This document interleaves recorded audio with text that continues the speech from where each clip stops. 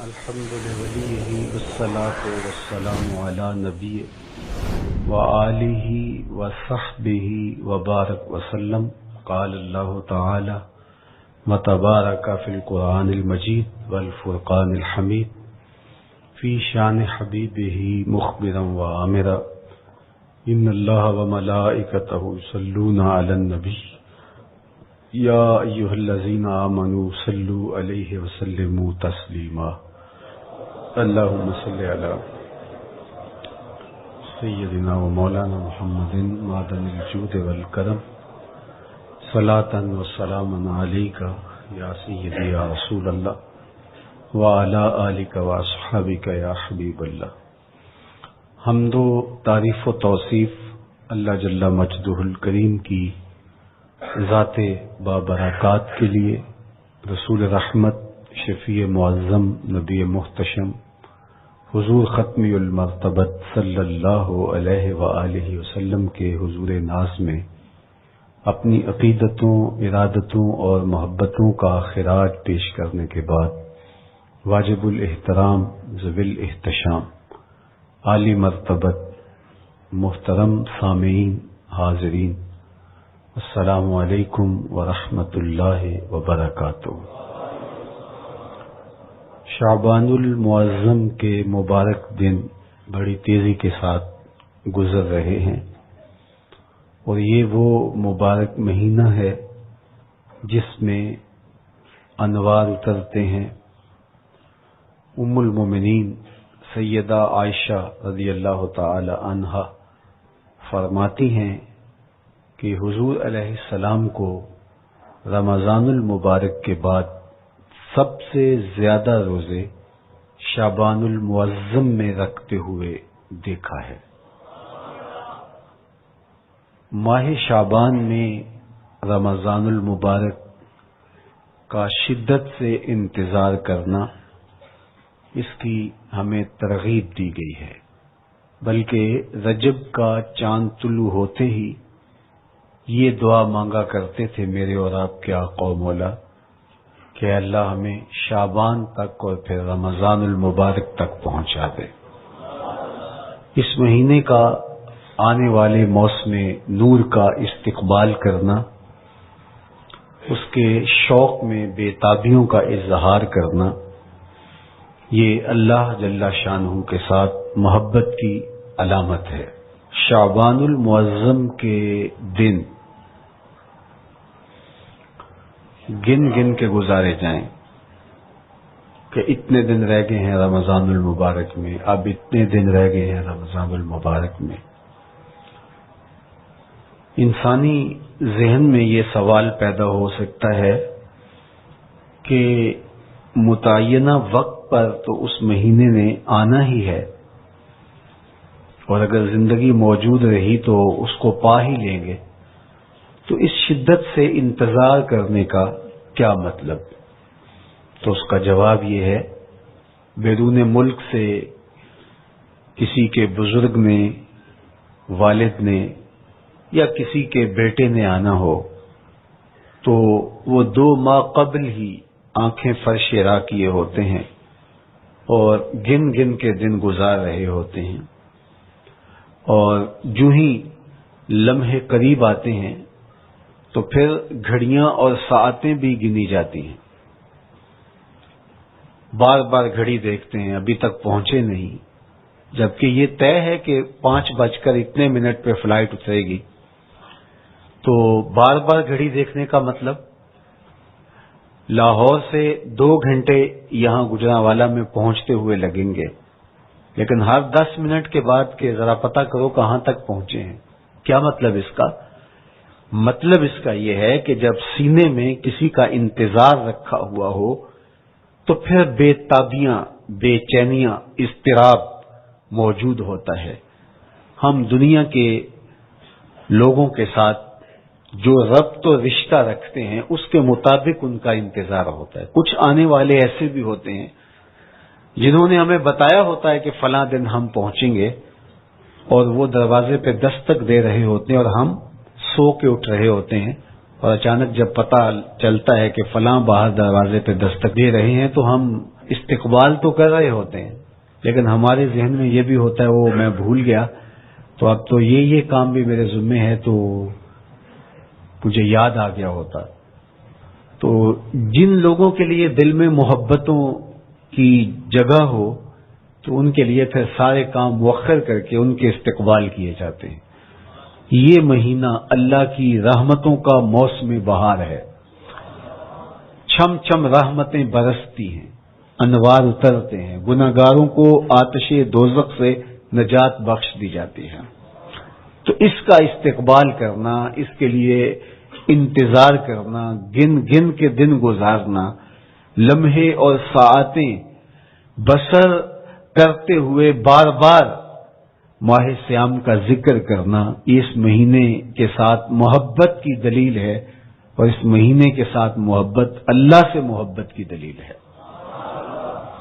اس لیے اس مہینے کا استقبال کرنا، اس کے لیے تیاری کرنا، اپنے گھر کو صاف کرنا، اس کے لیے اپنی اولاد کے دل میں شوق پیدا کرنا اور ماحول پہلے پیدا کرنے کی کوشش کرنا، تاکہ جو ہی یہ ماہ جلوہ گر ہو تو روزہ رکھنے کا مزاج پیدا ہو چکا ہو، تلاوت کلام مجید کا مزاج پیدا ہو چکا ہو، دیگر نوافل اور اچھے اعمال بجا لانے کی عادت پڑ چکی ہو۔ تو شعبان میں ہی اس کی تیاری ہوتی ہے، تاکہ رمضان المبارک آتے ہی ہم پوری طرح سے مستعد اور فعال ہو کر کے اس مہینے کی برکتوں کو سمیٹ لیں۔ اللہ کے محبوب علیہ السلام نے ارشاد فرمایا کہ جب ماہ سیام آتا ہے فتحت ابواب الجنہ، تو جنت کے 8 دروازے کھول دیے جاتے ہیں۔ جنت تو اللہ جل شانہ کی کرم نوازیوں کا ایک ایسا خوبصورت منظر ہے کہ آج تک نہ کسی آنکھ نے اس کو دیکھا، نہ کسی کان نے سنا، اور نہ اس کا کوئی تصور کر سکتا ہے، ایسی خوبصورت بنائی ہے۔ وہاں کی ہوائیں جب چلتی ہیں تو گرد نہیں اڑتا، کستوری اڑتی ہے۔ وہاں دودھ کی، شہد کی، مائے معین، کوثر، سلسبیل کی نہریں بہتی ہیں، موتی زمرد کے محلات بنے ہوئے ہیں۔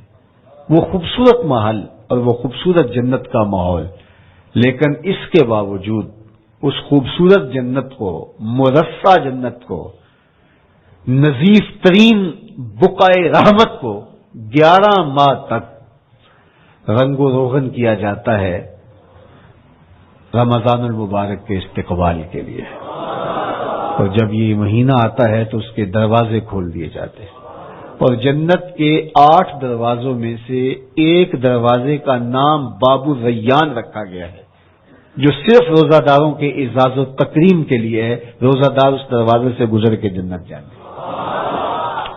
تو آپ اندازہ کیجئے کہ اللہ نے اس ماہ مبارک کو کیا عزت دی ہے، کیا پروٹوکول دیا ہے، کیا تکریم بخشی ہے کہ نبیوں کا امام المرسلین، خاتم الانبیاء، محبوب خدا اس مہینے کے لیے منتظر رہتے کہ یہ مہینہ آنے والا ہے، یہ مہینہ آنے والا ہے۔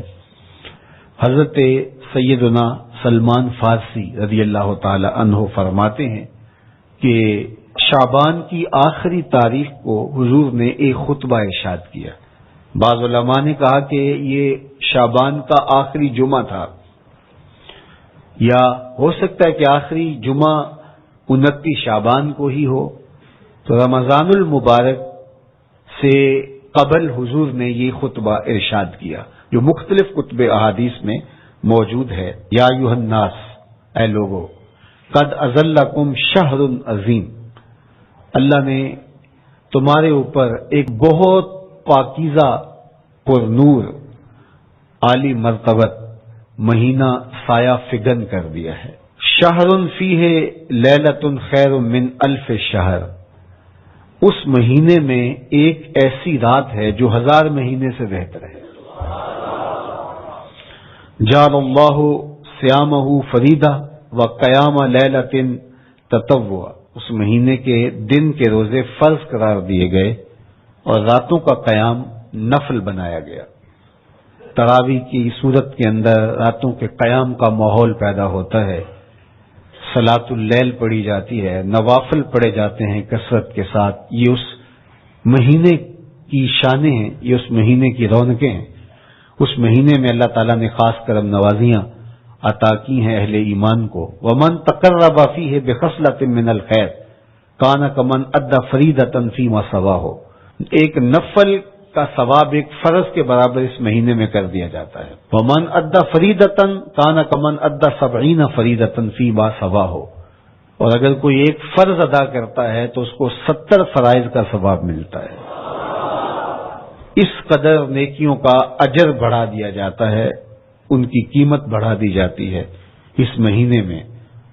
اور پھر ارشاد فرمایا وَهُوَ شَهْرُ الصَّبْرِ، یہ صبر کا مہینہ ہے. ہونے کے باوجود بھی انسان تناول نہیں کرتا.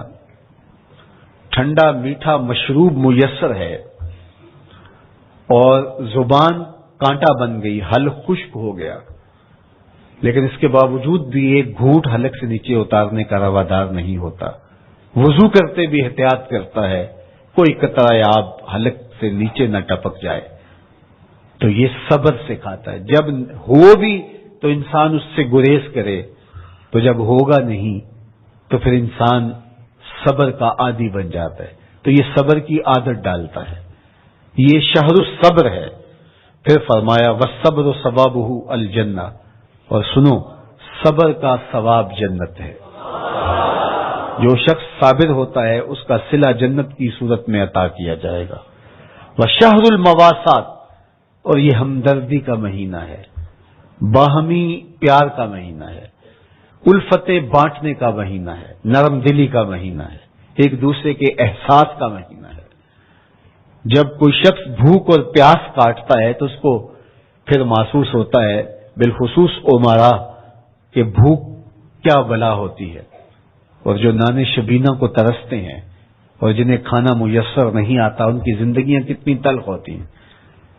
تو بھوک اور پیاس احساس پیدا کرتی ہے ان لوگوں کا کہ جو اللہ کی دی ہوئی نعمتوں سے محروم ہیں. تو اس لیے یہ ایک قسم کا رحم دلی کا مہینہ ہے، پیار بانٹنے کا مہینہ ہے، یہ الفتیں تقسیم کرنے کا مہینہ ہے. وَشَهْرٌ يُزَادُ فِيهِ رِزْقُ الْمُؤْمِنِ، تو یہ ایسا مبارک مہینہ ہے جس میں مومن کا رزق بڑھا دیا جاتا ہے. روزہ کھانا بچانے کے لیے یہ اخراجات کم کرنے کے لیے نہیں ہے، بلکہ اس میں آپ کا رزق اور بڑھ جاتا ہے. ایسی ایسی نعمتیں کھانے کو ان لوگوں کو بھی نصیب ہو جاتی ہیں عام دنوں میں جو ان کا مقصوم نہیں ہوتی. دسترخوان لگتے ہیں، افطاریاں ہوتی ہیں، سحری کے لمحات ہوتے ہیں. کوئی کسی کو ویسے کھانا کھلائے تو اس دسترخوان پہ کھانے کے لیے آنا اس کا اور رنگ ہوتا ہے.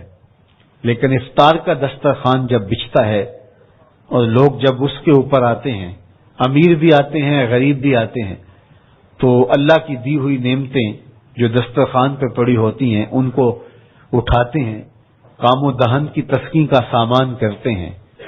عزت نفس بھی مجروح نہیں ہوتی اور طرح طرح کی نعمتیں کھانا بھی دستیاب ہو جاتی ہیں. تو یہ ایک مہینہ ہے مواسات کا، اس میں رزق بڑھ جاتا ہے. غرباء تک بھی اللہ کی نعمتیں وہ پہنچتی ہیں جو عام دنوں میں ان کو میسر نہیں ہوتی، اور امراء بھی نعمتوں کا لطف لیتے ہیں. نعمتوں کا مزہ انہیں آتا ہے اس لیے کہ بھوک کاٹنے کے بعد جب ان کو نعمت میسر آتی ہے تو پھر انہیں احساس ہوتا ہے. جو شخص ہر وقت سیراب رہتا ہے تو اس کو کیا پتا کہ شدید بھوک کے بعد کھانے کا لطف کیا ہوتا ہے. سخت پیاس کے بعد میٹھا اور ٹھنڈا مشروب جب رگوں کو تر کرتے ہوئے معدے تک پہنچتا ہے تو اس کی تراوت، اس کی ٹھنڈک، اس کی لذت، اس کا کیف و سرور، اس کی عذوبت کس طرح راحت بخشتی ہے. اسی لیے میرے اور آپ کے آقا و مولا نے ایک دوسرے مقام پہ ارشاد فرمایا للصائم فرحتان، فرحت عند فطرہ و فرحت عند لقاء ربہ.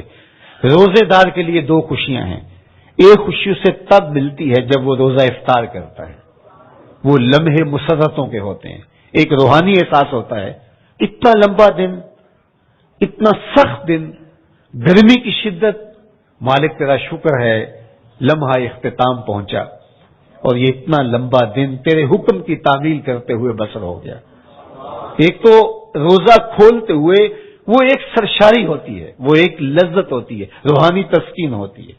آج کل وہ افطار کے دسترخوان لگتے ہیں تو جس طرح ہمارے سارے معاملات جو ہیں وہ ملوث ہو گئے ہیں ریا سے، تصنع سے، اس طرح افطار بھی ایک فیشن کے طور پہ فروغ پا رہی ہے. تو اس میں امراء کو اور شخصیات کو بلایا جاتا ہے اور ایسے لوگ کثرت کے ساتھ ہوتے ہیں جن کا روزہ بھی نہیں ہوتا. تو پھر ظاہر ہے رسمن تو اتنی دیر تک وہ کچھ نہیں اٹھا سکتے جب تک اذان کی آواز نہیں آتی، افطار کے لمحے نہیں آتے.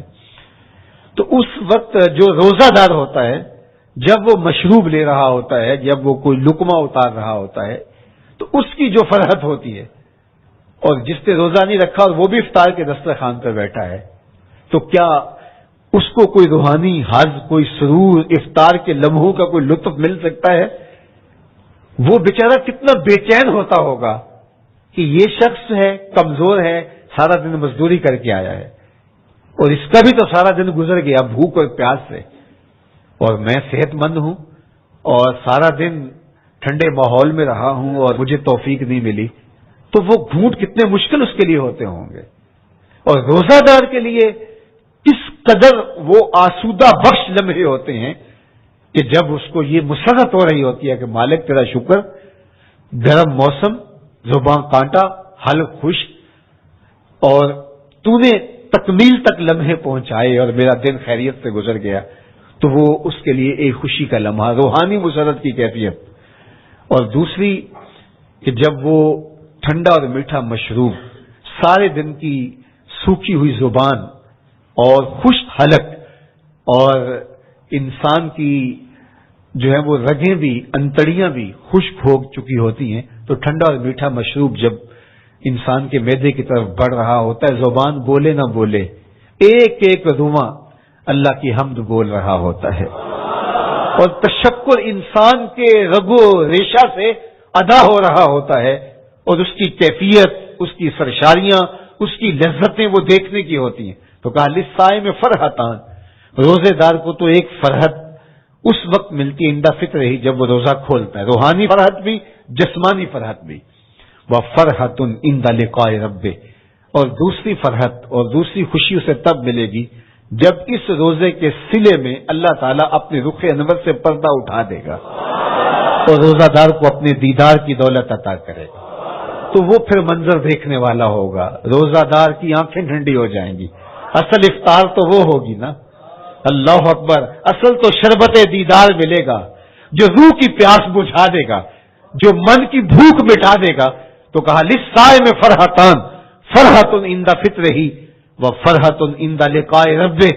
روزہ دار کے لیے دو خوشیاں ہیں، ایک خوشی وہ ہے جب اس کے جسم کی پیاس بجھتی ہے، اور ایک خوشی تب ملے گی جب روح کی بھوک مٹے گی، جب من کی پیاس بجھے گی، اور پھر وہ سرشاریوں کے عالم میں دیکھتا ہی چلا جائے گا اور وہ سیراب ہی نہیں ہو پائے گا کہ میں ان دو آنکھوں سے دیکھ رہا ہوں، کاش کہ لو لو دے مڈ لک لک چشمہ، ایک کھولا تھے ایک کجا ہوں. وہ اس آرزو میں ہوگا کہ میرا رواں رواں آنکھ بن جائے اور میں اس دیدار سے فیضیاب ہوتا چلا جاؤں. تو وہ کیا لمحے ہوں گے، وہ کیا گھڑیاں ہوں گی، وہ کیا ساعتیں ہوں گی. کوئی لفظ نہیں ہے جن لفظوں میں ان حقیقتوں کو بیان کیا جا سکے، اس لیے کہ وہ منظر ہی وراء الورا ہوگا. تو روزہ دار کو فرحت ملتی ہے جب وہ روزہ کھولتا ہے. فرمایا وَشَهْرٌ يُزَادُ فِيهِ رِزْقُ الْمُؤْمِنِ، اس میں مومن کا رزق بڑھا دیا جاتا ہے. وَمَنْ فَطَّرَ فِيهِ صَائِمًا كَانَ مَغْفِرَةً لِذُنُوبِهِ، جس نے روزہ دار کا روزہ افطار کروایا. اللہ کے محبوب فرماتے ہیں کہ ایک تو خود روزہ رکھا، اور دوسری سعادت یہ ہے کہ ماہ سیام میں روزہ دار کا روزہ افطار کروایا. آپ شریعت بیضا کو بنظر عمیق مطالعہ کر کے دیکھیں، ماہ سیام میں بہت زیادہ اس بات پہ زور دیا گیا ہے کہ روزہ افطار کرواؤ. اپنے گھر میں بیٹھ کر کے روزہ افطار کر لینا یہ بھی سعادت مندی ہے، روزہ نصیب ہو جائے. لیکن اس بات پہ بہت زور دیا گیا ہے ماہ سیام میں کہ ایک ماحول پیدا ہو، لوگوں کو افطار کروائیں تاکہ تمام لوگوں تک اللہ تعالیٰ کی نعمتیں پہنچیں اور لوگوں تک جو ہے وہ رمضان المبارک کی برکتیں پہنچے. تو ارشاد فرمایا ومن فطر فیہ صائما، جس نے روزے دار کا روزہ افطار کروایا، کان مغفرۃ لذنوبہ، تو وہ افطار کروانے والوں کے گناہوں کی بخشش کا ذریعہ بن جائے گا. یہ افطاری گناہوں کی مغفرت کا سبب بن جائے گی. وَإِتْقَ رَقْبَتِهِ مِنَ النَّارِ، اور آتش دوزخ سے گردن کی آزادی کا مجدہ جاں فضا بن جائے گا. یہ امر کہ اس نے کسی کا روزہ افطار کروایا. وَقَانَ لَهُ مِثْلُ أَجْرِهِ مِنْ غَيْرِ أَنْ يَنْقُصَ مِنْ أَجْرِهِ شَيْءٌ، اور روزہ افطار کروانے والے کو روزہ رکھنے والے جتنا اجر ہی دیا جائے گا، لیکن روزہ رکھنے والے کے اجر میں بھی کوئی کمی نہیں واقع ہوگی. جتنا اس نے سارے دن کی بھوک اور پیاس کاٹ کر کے تکلیف اٹھا کر کے روزہ رکھا، جس نے شام کو اس کو افطار کر دیا اتنا ہی ثواب اس کو عطا کر دیا جائے گا، اس کا اجر کم کیے بغیر. اللہ اکبر! یہ امت کے لیے اللہ نے کیا پیکج دیا ہے، کیا کرم نوازیاں ہیں اس امت کے لیے. آقا کریم نے ارشاد فرمایا ایک شخص صبح سے لے کے ظہر تک مزدوری کرتا ہے، اس کو ایک قیراط دیا جاتا ہے، اور ایک شخص ظہر سے لے کر عصر تک مزدوری کرتا ہے، اس کو بھی ایک قیراط دیا جاتا ہے، اور ایک عصر سے لے کر مغرب تک مزدوری کرتا ہے، اس کو 2 قیراط دیے جاتے ہیں.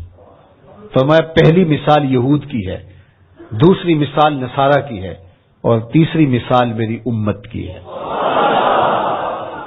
یہودیوں نے اور عیسائیوں نے اس پہ اعتراض کیا کہ ہمارا اجر کیوں تھوڑا ہے، تو میرے اور آپ کے آقا و مولا نے فرمایا تمہارا تھوڑا نہیں، ہمارا زیادہ ہے. آج کل اگر 1000 روپیہ مزدوری چلتی ہو مزدور کی، تو کوئی شخص صبح سے شام تک ایک شخص سے مزدوری کروائے اور 1000 روپیہ دے دے، اور دوپہر کو اڈے سے جا کے ایک مزدور اور لے آئے، شام کو اس کو بھی 1000 روپیہ دے آئے، اور ایک شخص کو عصر کے وقت لائے اس کو 2000 روپیہ دے دے، تو 1000 والا کہے کہ میرے سے زیادتی ہوئی ہے، تو اس سے زیادتی تو نہیں ہوئی، اسے تو پوری مزدوری دی گئی ہے. اب اس پہ مہربانی ہوئی ہے، اس پہ رحمت ہوئی ہے.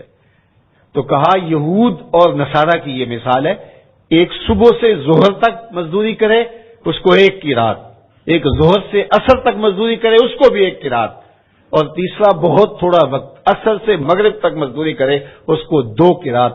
کہا یہ امت محمدیہ علی صاحب الصلوات کو دیا گیا نور ہے. تو ایک شخص نے سویر سے لے کر شام تک روزہ رکھا، بھوک کاٹی، پیاس کاٹی، سخت شدت کی گرمی سہی، اور ایک شخص نے شام کے وقت اس کو روزہ افطار کروا دیا. اور سنو حضور علیہ الصلوۃ والسلام کا فرمان، جب حضور نے فرمایا کہ اس کو پورا اجر ملے گا پہلے کے اجر کو کم کیے بغیر، تو صحابہ کا تو دل تڑپنے لگا کہ یہ کتنی بڑی بات ہے. اب آپ جانتے ہیں کہ یہ زمانہ ایسی معاشی خوشحالیوں کا نہیں تھا، لوگوں کے پاس تو نان شبینہ بھی میسر نہیں ہوتا تھا. تو صحابہ نے جو سوال کیا، قالوا یا رسول اللہ صلی اللہ علیہ وسلم، انہوں نے کہا اے اللہ کے پیارے رسول صلی اللہ علیہ وسلم، لیسا کلنا یجد ما یفطر الصائم، ہم میں سے تو ہر بندہ یہ طاقت نہیں رکھتا کہ روزہ دار کو روزہ افطار کروا دے. تو یہ اتنی بڑی سعادت، تو یہ تو پھر اہل زر ہی یہ سعادت حاصل کر پاتے ہیں. ہمارے جیسے لوگ تو پھر جو مال و دولت نہیں رکھتے تو وہ تو پھر یہ سعادت نہیں حاصل کر پائیں گے. تو میرے اور آپ کے آقا و مولا نے کیا فرمایا؟ قال، حضور نے ارشاد فرمایا یؤتی اللہ ھذا الثواب، یہ ثواب اللہ اس شخص کو بھی عطا کرے گا، من فطر صائما علی مزقۃ لبن او تمرۃ او شربۃ من ماء، فرمایا کہ یہ اجر اللہ اس کو بھی عطا کرے گا جس نے کسی کا روزہ 1 گھونٹ دودھ سے کھلوا دیا یا 1 کھجور سے کھلوا دیا یا پانی کے 1 گھونٹ سے اس کا روزہ افطار کروا دیا. لازمی نہیں ہے کہ دسترخوان سجا ہو، انواع اقسام کے کھانے پڑے ہوں اور وہ افطاری ہی افطاری قرار پائے گی۔ جس نے کسی کو وہاں باہر ٹوٹیوں سے پانی کا گلاس بھر کے، کٹورا بھر کے سادہ پانی بھی پیش کر دیا تو اس کو بھی ثواب مل جائے گا۔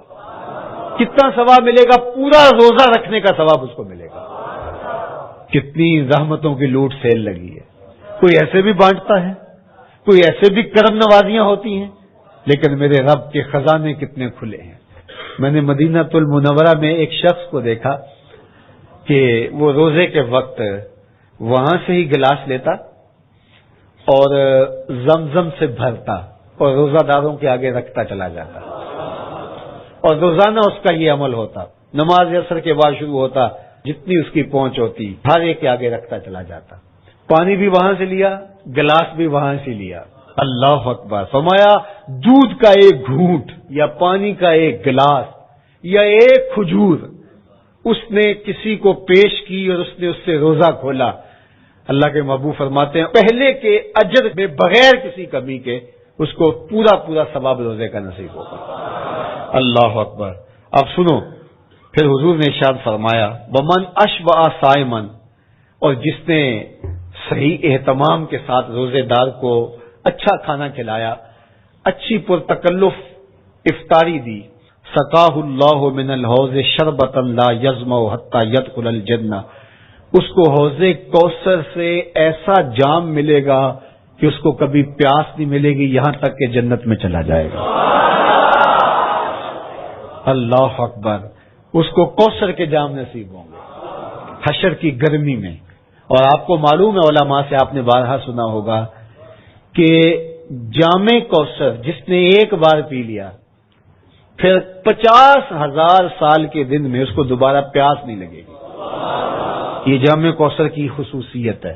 فرمایا وَهُوَ شَهْرٌ أَوَّلُهُ رَحْمَةٌ، یہ وہ مہینہ ہے جس کے پہلے 10 دن رحمت ہیں اور اس کا درمیانی عشرہ مغفرت ہے، وَآخِرُهُ عِتْقٌ مِّنَ النَّارِ، اور اس کا آخری عشرہ جو ہے وہ آتش دوزخ سے نجات کا ضامن ہے۔ فَاسْتَكْثِرُوا فِيهِ مِنْ 4 خِصَالٍ، کہا کہ 4 کام اس مہینے میں کثرت کے ساتھ کرو۔ خصلتان ترضون بہما ربکم، 2 کام تو وہ ہے جس سے تم اپنے رب کو راضی کرو گے۔ وخصلتان لا غنا بکم عنہما، اور 2 کام ایسے ہیں کہ ان سے بے نیاز نہیں ہو سکتے تو وہ تمہیں کرنے پڑیں گے۔ اما الخصلتان اللتان ترضون بہما ربکم، وہ 2 خصلتیں، 2 کام جن کے ذریعے سے تم اپنے رب کو راضی کر سکو۔ فشہادت اللہ الہ الا اللہ، وہ گواہی دینا ہے لا الہ الا اللہ، وتستغفرونہ، اور تم کثرت سے استغفار کرو، اللہ سے بخشش مانگو۔ یہ 2 کام تم نے کرنے ہیں۔ وَأَمَّا الْخَصْلَتَانِ اللَّتَانِ لَا غِنَىٰ بِكُمْ عَنْهُمَا، اور وہ چیزیں جن بغیر تمہیں چارہ نہیں ہے، فَتَسْأَلُونَ الْجَنَّةَ وَتَعُوذُونَ مِنَ النَّارِ، اللہ سے جنت طلب کرو اور دوزخ سے پناہ مانگو۔ تو یہ 2 کام جو تمہاری ضرورت ہے تم اس مہینے میں کثرت کے ساتھ کرو۔